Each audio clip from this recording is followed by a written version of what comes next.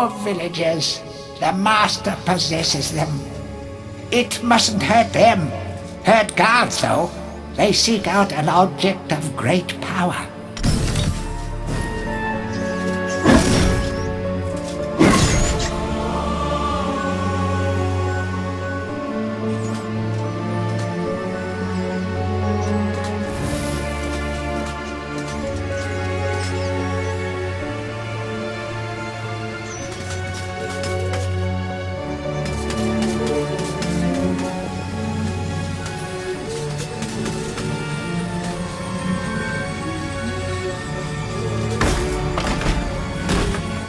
The rune key is held aloft by the flow of water from the fountain. You may have to wait for the next drought.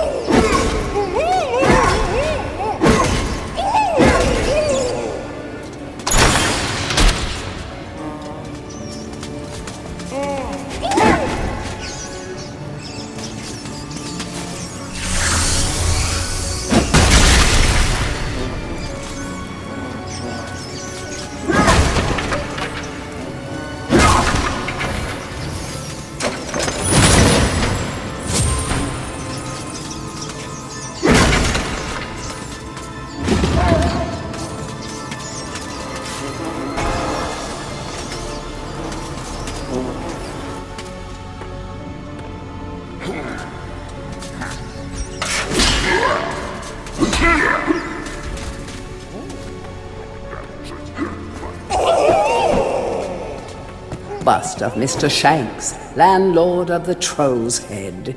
To clean the statue, lower the pedestal.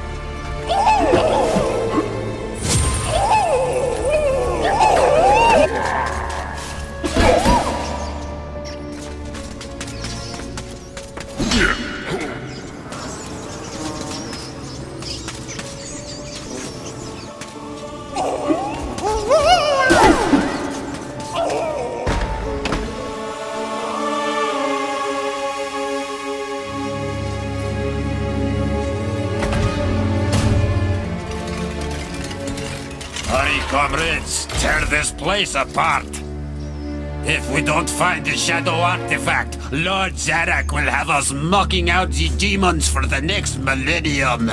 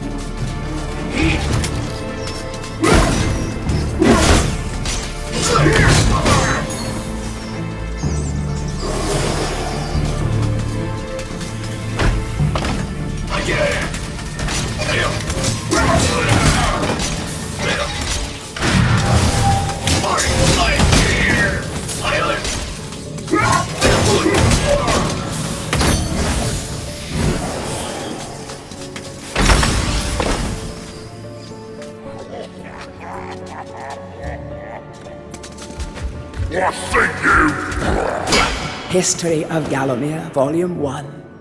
During the dark time that was Gallowmere's not too distant past, it was King Peregrine who thwarted Zarok the Necromancer and his plan to enslave the land. Zarok, once the king's mage, had fallen out of favor with the ruler for conducting outlandish experiments on the bodies of the dead. It was said that deep within Peregrine Castle, the dead were restless. The dead are to be honored, not kept as the playthings of alchemists, declared King Peregrine as he banished Zarok from the castle. All of Zarok's living dead were routed out and destroyed. Zarok, being an unforgiving soul, went into hiding and vowed to wreak his revenge on the king.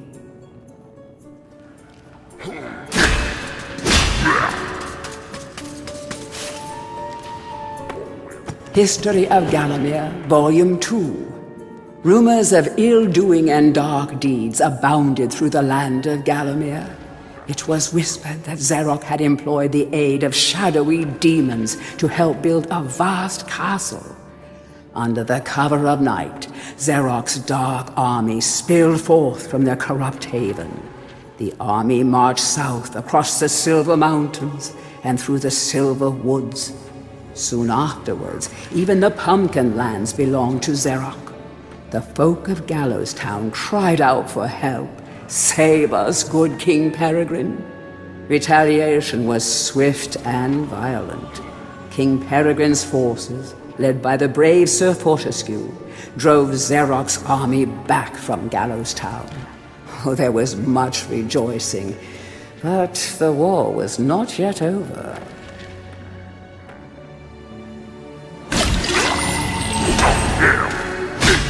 History of Gallowmere, Volume 3. News that Zarok's army had now taken the Floodlands caused much concern. From this vantage point, Zarok could march west to take the Enchanted Forest. This sacred place would prove a bitter defeat if it fell into the hands of the evil sorcerer. It was Sir Dan Fortescue who once again led the king's militia to rid the demon host from the land. Yet the evil wizard was cunning and had prepared an ambush. Titanic battle ensued, of which history has never seen the like. It is said that the day would have gone to Zarok, but for the skill and valor of one man. Fortescue led the charge deep into the massed ranks of the undead, felling Zarok's bodyguard, the fearful Lord Kodok, and before finally succumbing to his own mortal wounds, slew the traitorous sorcerer with a mighty sweep of his sword.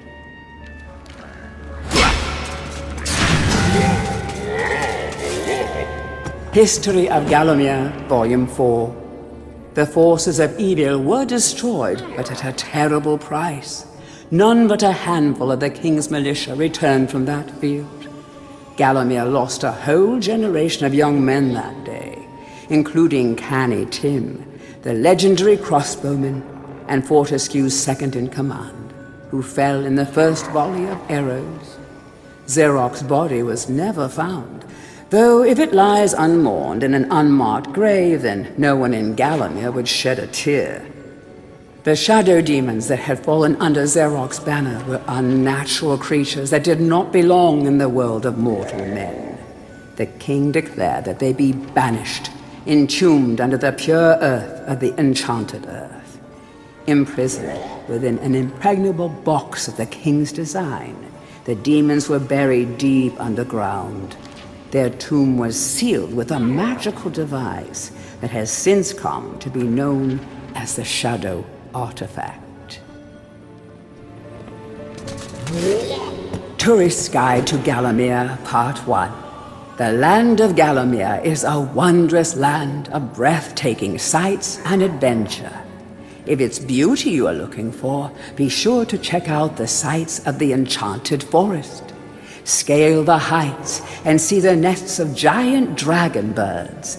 Seek out weird and wonderful plant life. Go ooh and ah at the sight of baby dragon toads splashing about in the crystal clear ponds. Why not take a walk through the Pumpkin Valley? Pumpkin is Gallomere's favorite dish, and about now the valley is just bulging under the weight of young podlings awaiting harvest. Tourist Guide to Gallomere, Part 2. If it's mystery you're looking for, then the seasoned adventurer should travel to the ruins of King Peregrine's castle. Yes, this is the fortress from which the fabled King Peregrine once hailed. It is said that the king's crown was lost in the dungeons below the castle, and that the ghost of the regent himself now haunts these cold stone passageways. Spooky. Why not take the swamps and seek out the mythical town of Mellowmead? This place was once said to be a place of fantastical arcane alchemy, but an age has passed since it was consumed by the murky swamps. Perhaps great treasure awaits any adventurer that can locate its watery resting place.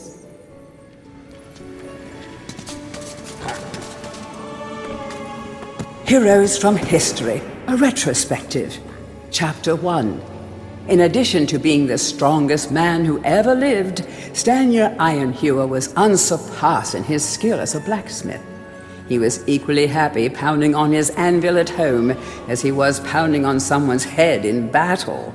It was said that his only fear was the end of the village smithy as the focus of manufacture, in favor of more centralized units. As if.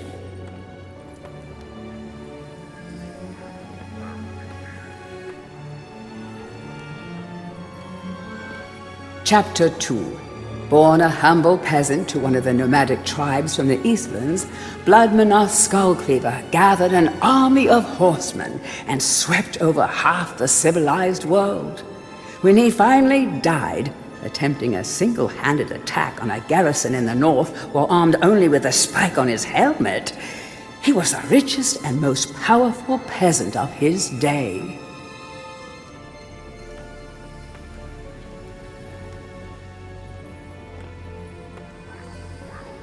Chapter 3. Carl Sterngard spent most of his formative years under siege at his family castle. With his impregnable magic shield, Sterngard's motto was, "The best form of attack is defense." Sadly, his shield couldn't protect him against poor eating habits, and he died during a post-battle feast while swallowing a large sausage he had failed to chew.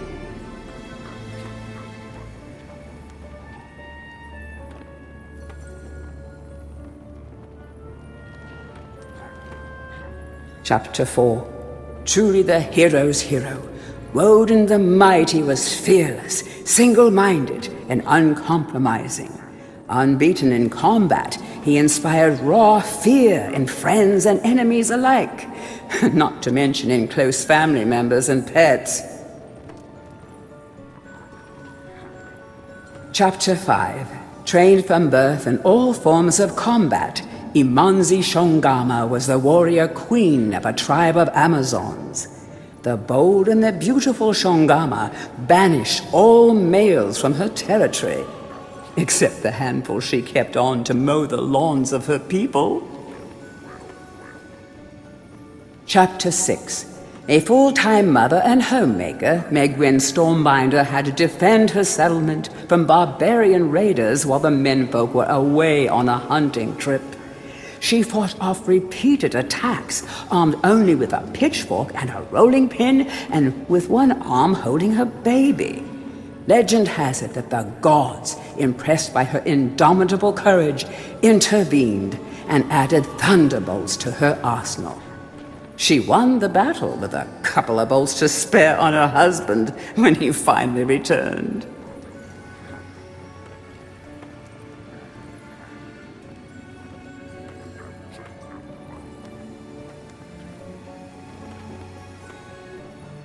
Chapter 7. Dirk Steadfast was a fearsome opponent thanks to his magic sword and a firmly held belief that only women defend themselves.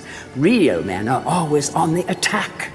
He was a friend and contemporary of Carl Sterngard and was with him even to the end. It was whilst Steadfast was explaining his views on Sterngard's shield during a feast that the latter had his tragic and inexplicable accident.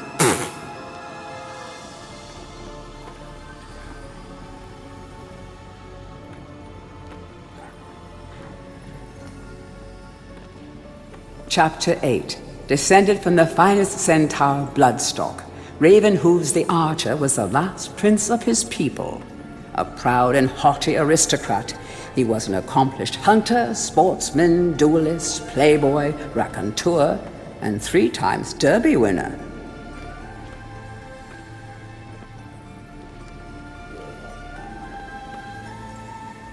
Chapter 9.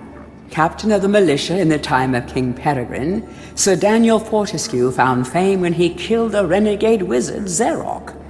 A career soldier raised in the royal household, he was adored by the men under his command, and renowned for his loyalty to Gallowmere. It was said that Fortescue was always destined for greatness. With his square jaw, steely gaze, and thick shock of hair as black as raven's wings, he looked every inch the hero.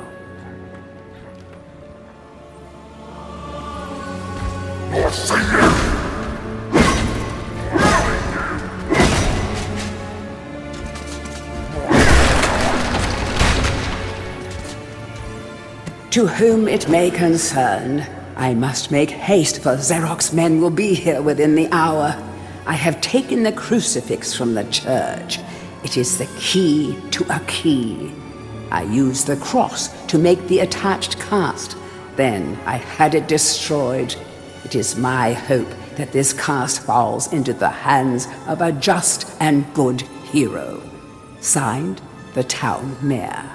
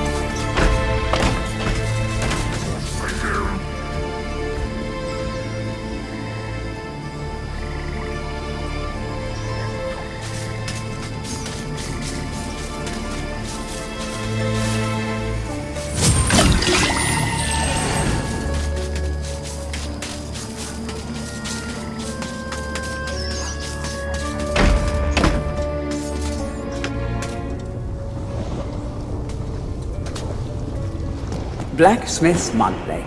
Old man Willie Green of Gallowstown was awarded Smithy of the Season by our readers. His outstanding casts have produced many intricate and hard-wearing iron goods and sculptures. Willie only uses the finest of metals in his work, and is particularly noted for his magnificent busts. Old man Willie was quoted as saying, when I get pumping on me bellows, there's no stopping me. It's all in the rhythm, up and down, up and down. I've always been inspired by the stories of Stanya Ironhewer, the greatest smithy there ever was.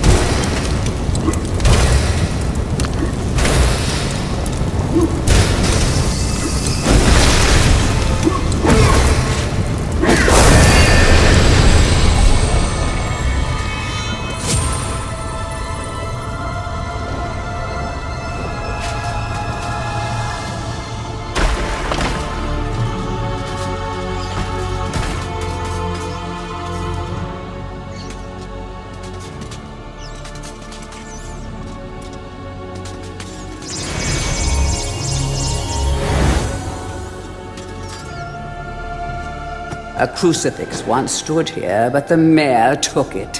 Find a replacement and see how the church should really look.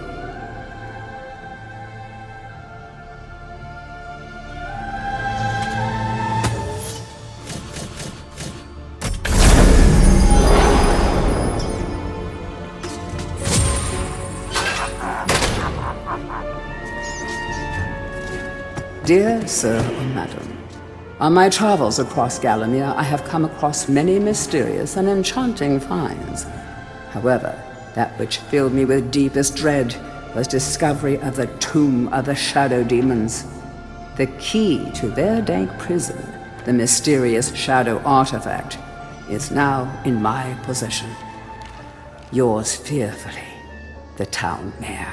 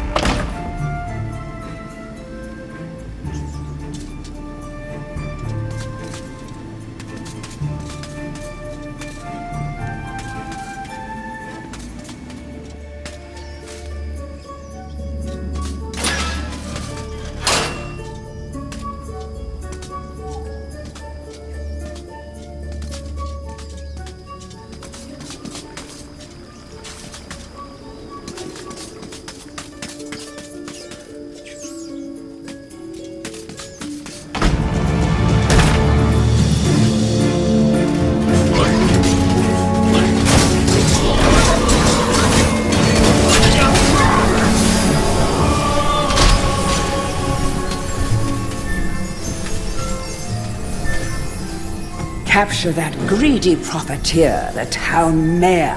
Take him to the asylum dungeons.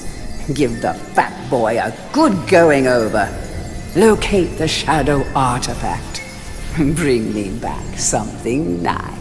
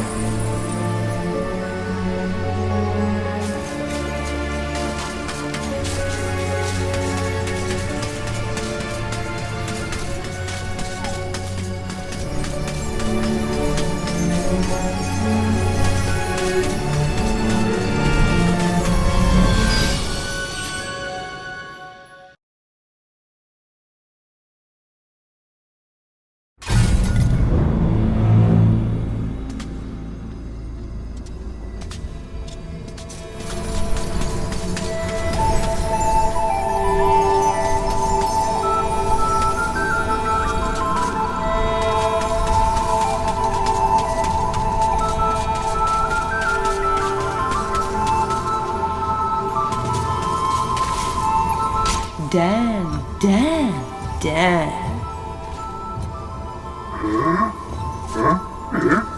Don't be shy. I've seen you giving me the eye. You may be weak and feeble like old men, but I like you, Daniel.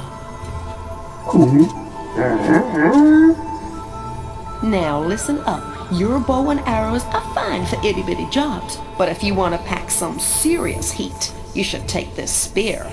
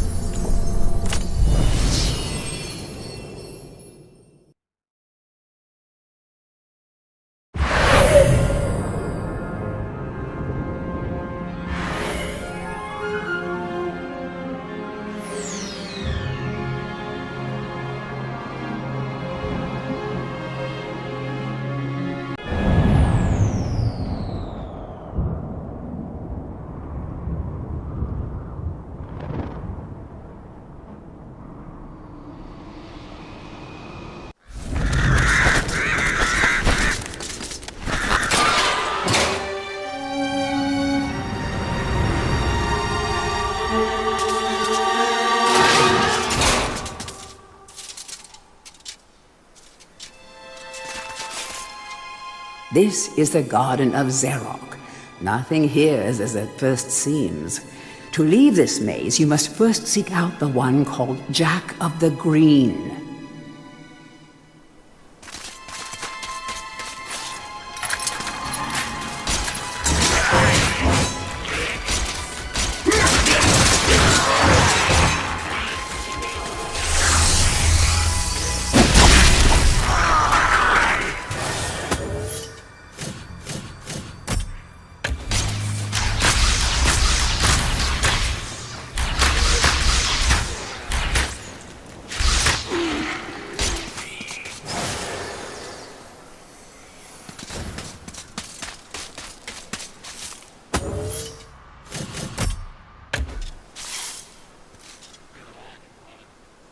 Greetings, Sir Fortescue.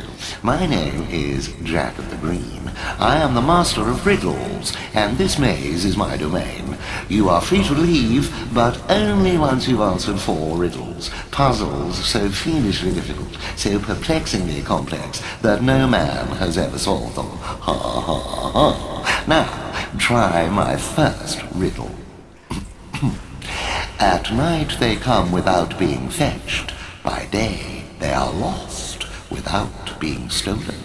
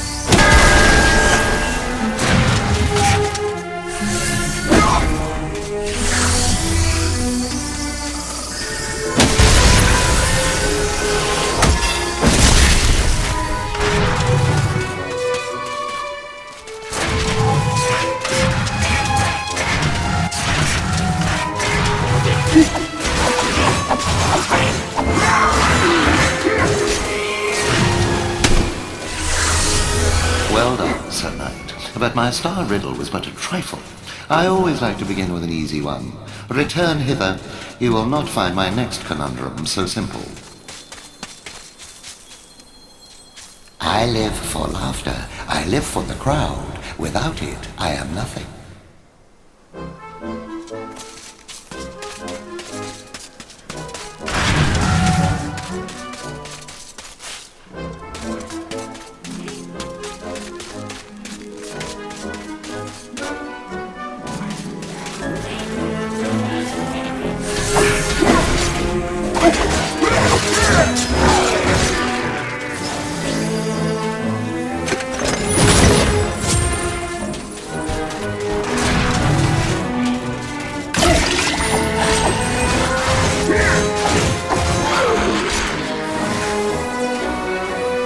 Show the clown you care by surrounding him with smiles.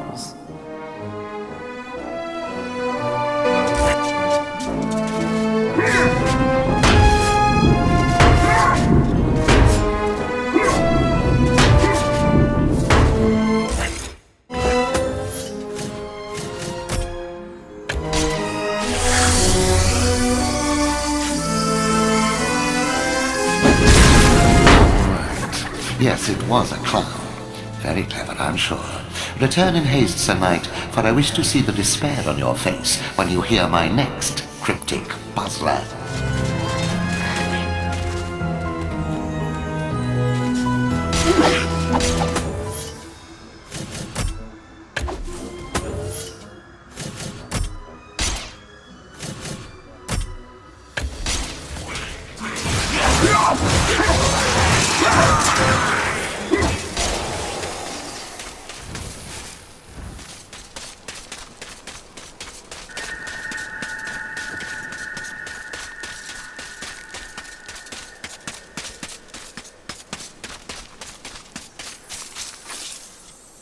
Face like a tree, skin like the sea, a great beast I be, yet vermin frighten me.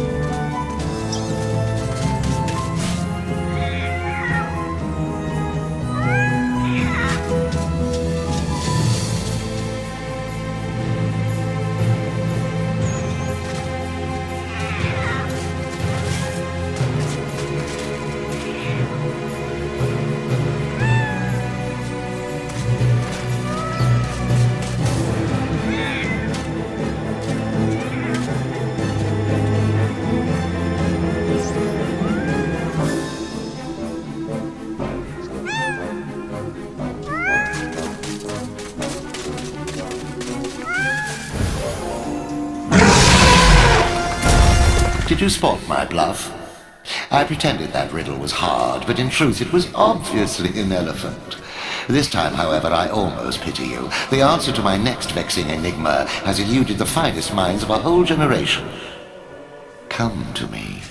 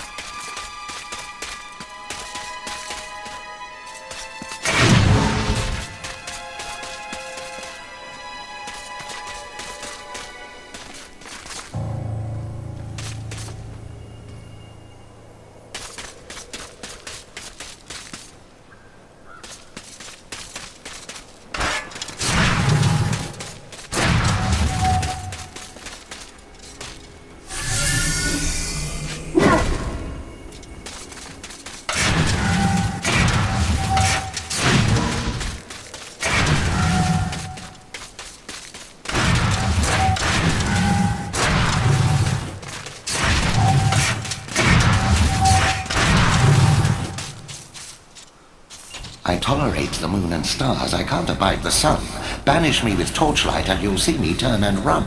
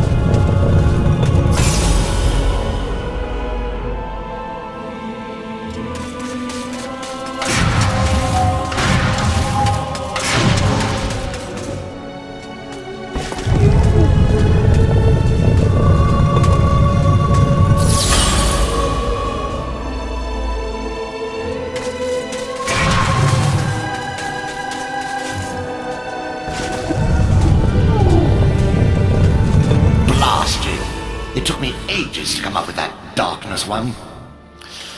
Very well. Outrageous as it seems, my vast intellect has been matched by your badly decomposed brain. Return at once and I shall give you your prize.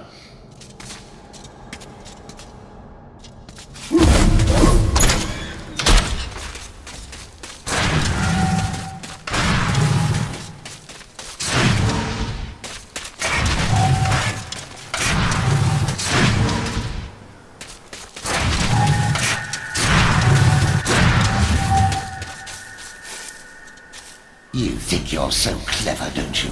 Here you are, Sir Clever Clogs. I grant you free passage through my maze. Find your own way out.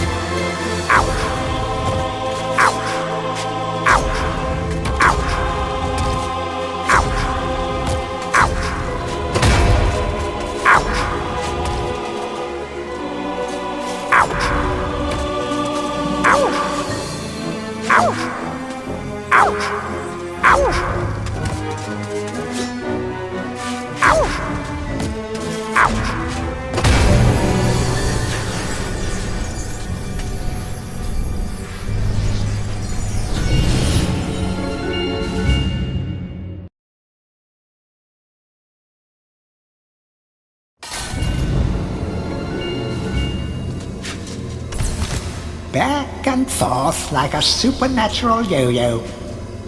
Maybe the Master will make it harder to find those magic egg cups.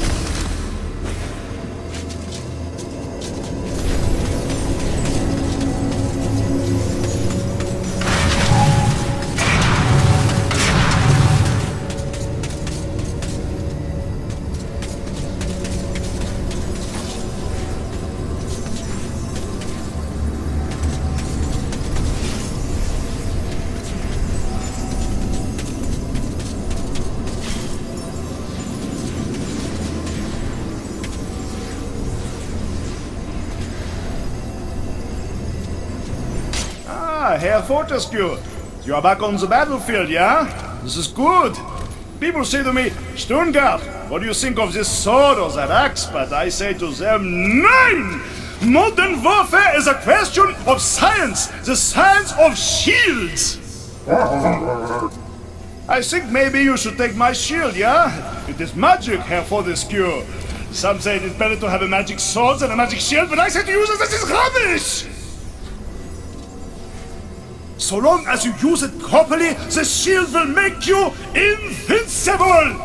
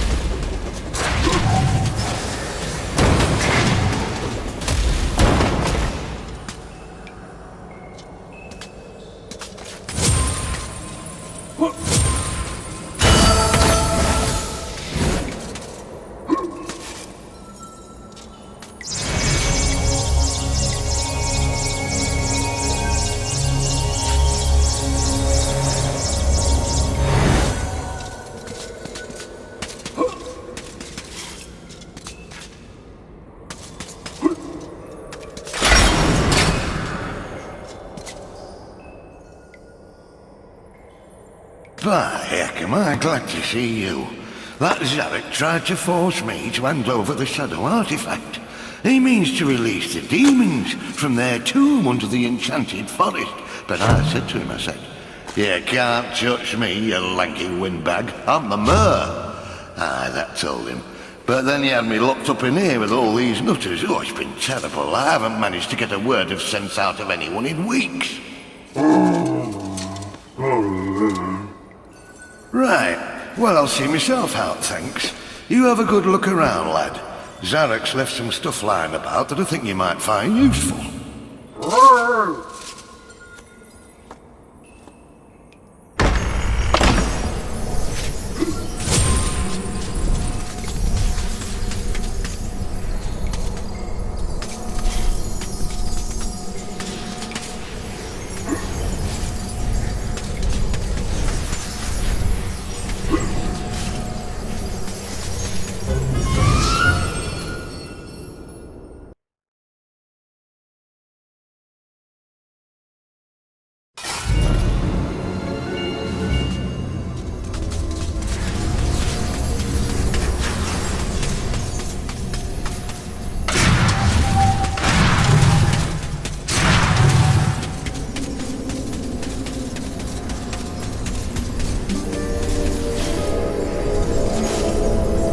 Danielle.